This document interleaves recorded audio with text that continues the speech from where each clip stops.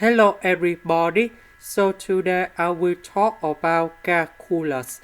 The topic today is about limit. So now I will show you how to answer. The highest power of this one, that's about s to the power of 4. The highest power of this one, that's about s to the power of 4.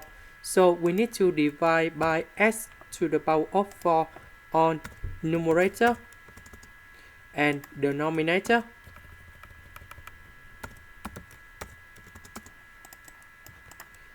So this one divided by s to the power of 4, you got about negative number 6. S squared divided by s to the power of 4, you got about 1 over s squared. The next one you got about s to the power of 4. This one s to the power of 4 divided by s to the power of 4, you got about number 2 minus 1 over s to the power of 3. So when s approaches to positive infinity, this one they go to positive infinity. 1 divided by positive infinity, you got about 0.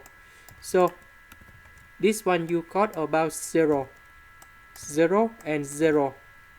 If we simplify, you got about negative number 6 over 2. And you got about negative number 3. This is the end. Thank you for watching.